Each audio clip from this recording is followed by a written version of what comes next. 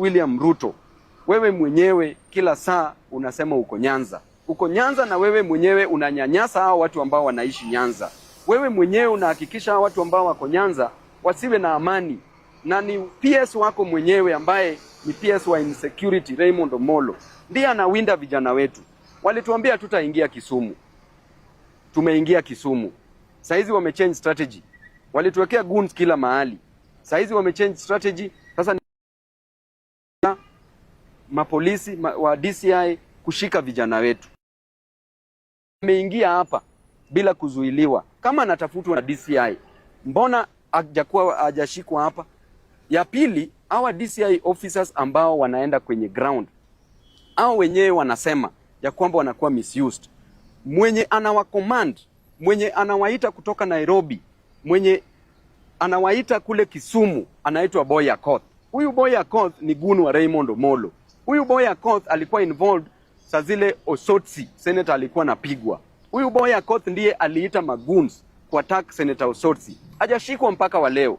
Na yeye ndiye anatoa maafisa, anawapigia simu kwa sababu Raymond amempatia powers, pamoja na deputy director wa DCI ambaye anaitwa Onyango. Amewapatia powers ya kuita watu, kushika watu. Hata anaambia hao ma DCI officers that inafaa waue vijana wengine wawili. Juzi hao ma DCI officers wamekuja wakashika watu kule Kisumu, vijana wawili wakapiga marisasi juu. Hao vijana hawajapatikana mpaka wa leo. Vijana wamepotea kwa mkono ya Kiptum, mkono ya Kariuki. Na tena tutaongeza majina kwa sababu tunaenda kupata majina zao zote. So Onyango, wacha kumisbehave kwa ofisi. Kama unataka cheo, fuata mambo venye nafaa iwe upewe cheo. Usijifanye wewe ndio unapenda hii serikali sana, unataka kuumiza watoto wenyu wenyewe. Hakuna haja ya kudhulumu watu. Huyo Oliver ako hapa. Wakitoka hapo utasikia ameshikwa Kisumu na amekuja hapa kwa DCI headquarters. So hao vijana wetu ambao wanashikwa, mimi nataka nitoe onyo kwa polisi, Inspector General of Police, IG Kanja. Lazima ustamp authority uhakikishe hii unit yako isikuwe misused, isikuwe abused. Na venye vitu ziko, tunataka tuorganize maandamano kubwa Kisumu. Kubwa sana, na naambia wananchi wa Kisumu, ukiona hawa DCI officers, mbona DCI officers wa Kisumu hawawashiki? Treat these people as criminals. These are criminals that must be dealt with. Hatuwezi sema ati maisha yetu ikatarini kila saa mtu awekewe bunduki, mtu afanyiwe nini. These are criminals wenye wanatoka hapa illegally. Hao maofisa hata hawapewi lunch huko, wana complain kila siku. Hakuna orders ya kutoka kwa director hapa.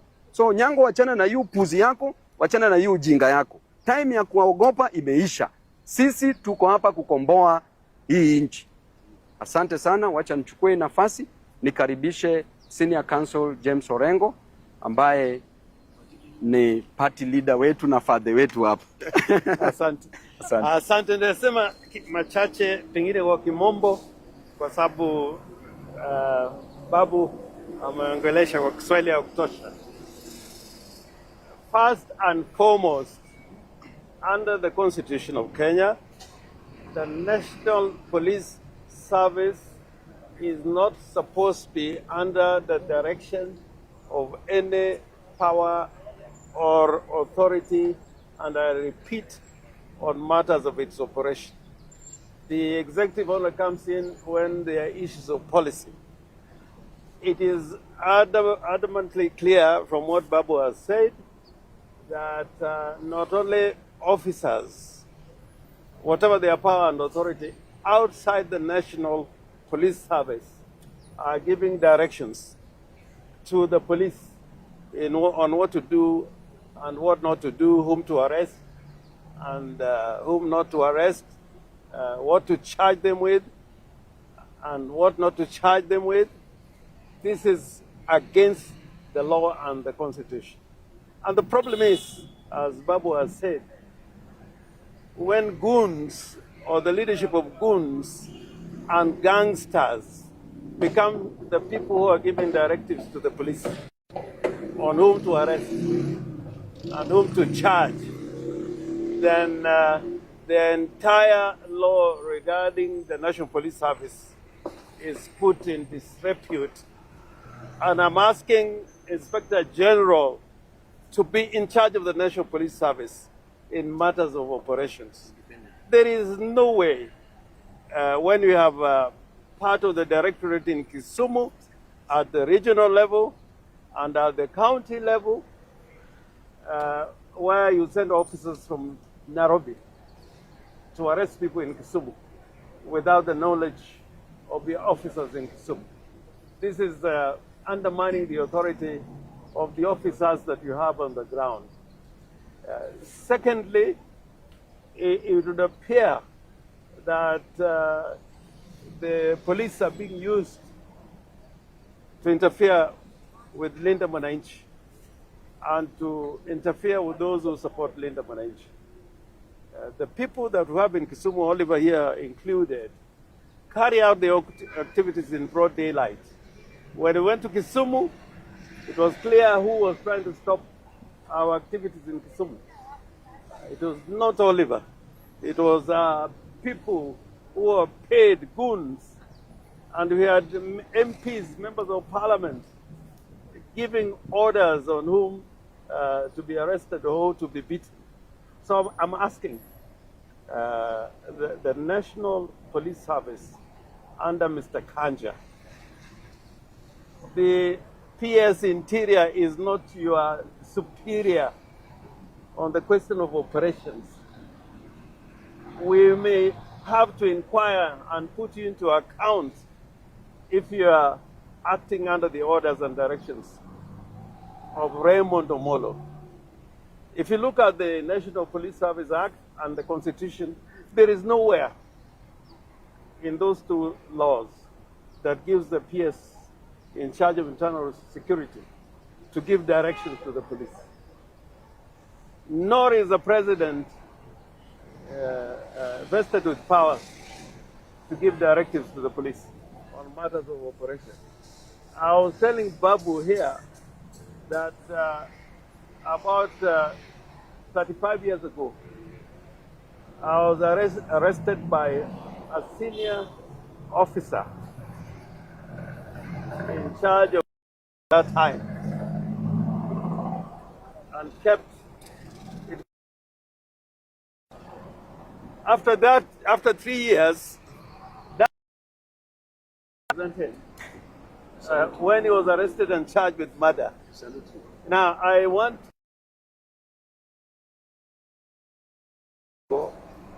and we are lawyers like you protecting laws who violate the law.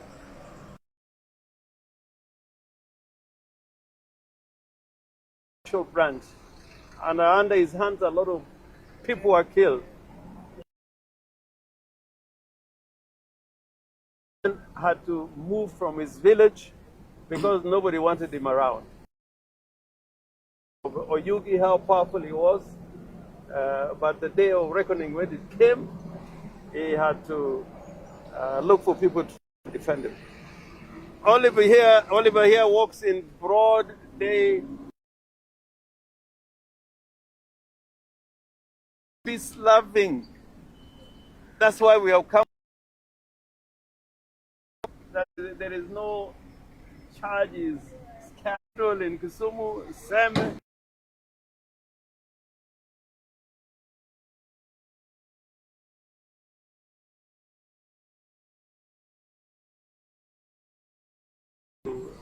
Uganda and other countries.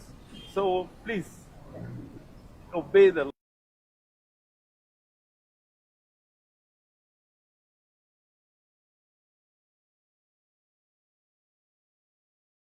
And Onyango, Raymond Omolo, you're not above the law.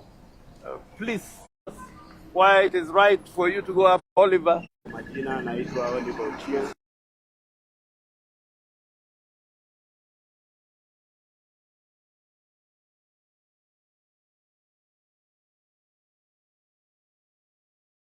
Tumewekewa mingi, zingine majaji wametupa juu hawanipati na makosa. Sasa hivi siwezi ishi kwangu na amani juu natafutwa na maaskari kutoka Nairobi. Sasa nashangaa makosa yangu ni gani? Ndio leo tumekuja hapa niambiwe makosa yangu ni gani, kama ni kushikwa nishikwe nipelekwe kotini. Hata mimi mwenyewe nimechoka na hii maneno. Siwezi kaa na familia yangu na amani, kila saa nawindwa kama mnyama, kama mwizi. Na hiyo Kisumu, sisi ndio watu wa kwanza kusaidiana na maskari kutafuta hao watu wanasumbuanga watu. Na watu wale wanasumbua watu wako wanatembea. Na sisi watu wa amani, sisi ndio tunatafutwa. Sasa tunashangaa sisi tumefanya nini? Sisi ni watu tunasupport Babu. Makosa yetu ni kusupport Babu, ndio kwa maana tunawindwa. Na tutakubali tuwindwe juu tunasupport mtu wetu. Babu ni mtu tumegrow na yeye mta moja Nyalenda, na tuwezi wacha kumsupport juu tunanyanyaswa. Sasa mimi naomba maaskari, nyinyi mnajua kazi yenu.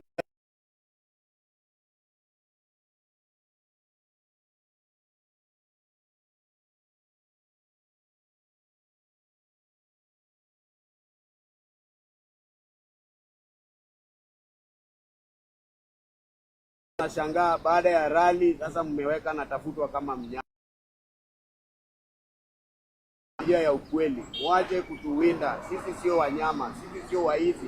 Mnajua watu wabaya hiyo Kisumu, na wako hapo hao ndio mko nayo kwa gari mkitutafuta. Mbona mshiki hao?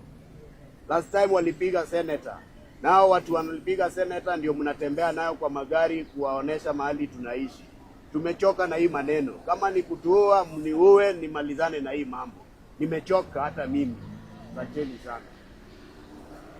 Senior Councillor, perhaps the question is this. You came today to make a formal complaint and report about what you term as targeted political violence. I did not accord you the opportunity to make that formal complaint. What is the way forward? The way forward is that we are still insisting.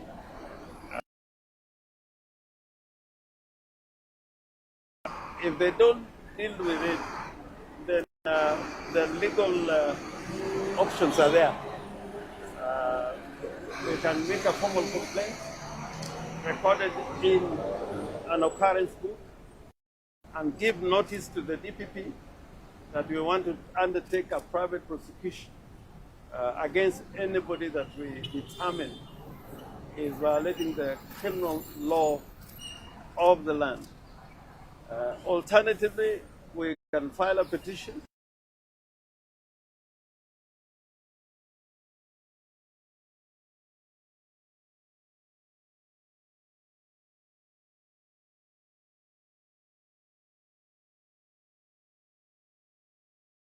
done. The criminal law allows private criminal, as you have heard, Oliver, the people who attacked Ososi, I saw them. And they are free. And we got those video images of the people who attacked Ososi. So the door is still open to us. The law can be used effectively to deal with this problem. Make sure that the IG and the people who work under him execute the law in accordance with the Constitution. And number two, the officer like Raymond Omolo, who is exercising powers that it doesn't have, should stop doing it. And thirdly, that Omolo and those in government who are using gangsters are trying to turn Kenya into a Haiti. That also we cannot allow. And we have seen many people who have been here in these offices, here, or around the place used to go, Starlight, as Director of Criminal Investigations. A lot of them came down, falling because of what they did while they were in office. So we asked Amin, to deal with this matter. Let him deal with it personally, because Onyango cannot deal with it because he's a person of interest, he's a conflicted person as far as this matter is concerned. Has been expecting it? Yeah. Yes. We had sent notice that we were coming. Yes. We don't just come here. We had sent notice.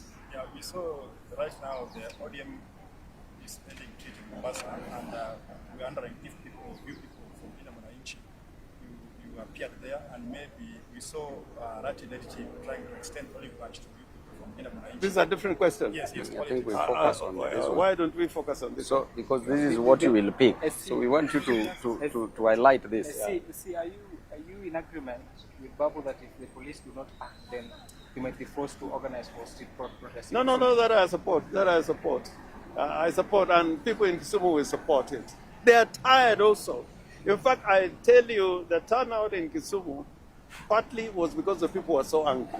Yes. The way Wakinawali were being treated. Yes. The turnout was because people were so angry that Kisumu was being made as a city where gangsters rule the city at night, and during the day they were tired. And they came, even patients, you could see them in hospitals coming out, to support the rally in Kisumu. Part of that turnout was with anger with what the police are doing. And maybe just going forward in terms of supporters, if you don't have confidence in the police, what would you be doing going forward? Say that, and in this we agreed, in Kisumu, Kanja behaved to a certain extent. Normally the police would come directly to be the goons. But on that particular day, I think they kept off. I don't want to say they protected us, but they really watched from the sidelines. Kanja should do what he's supposed to do. When somebody gives a notice for a public meeting, it means that you're required to give protection to the person holding the meeting. You give protection to the person holding the meeting.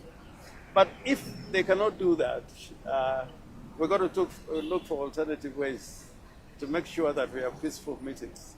And you could see in Kakamega, they tried to interfere with the rally. They used the tear gas. They used people to, throw tear gas into the crowd. They tried in Narok, and the people there dealt with the police. In fact, they were chased away. I'm telling the police that if you stand in the way of Linda Mwananchi in our activities where the public see that you are going against the law, we cannot also guarantee your safety. We cannot guarantee your safety. It's true. In those circumstances. Because then you will be interfering with our rights. And the Constitution says we must stand up for our rights. Yeah, not to kneel down for our rights. So let them bring the show, and they'll see it. So,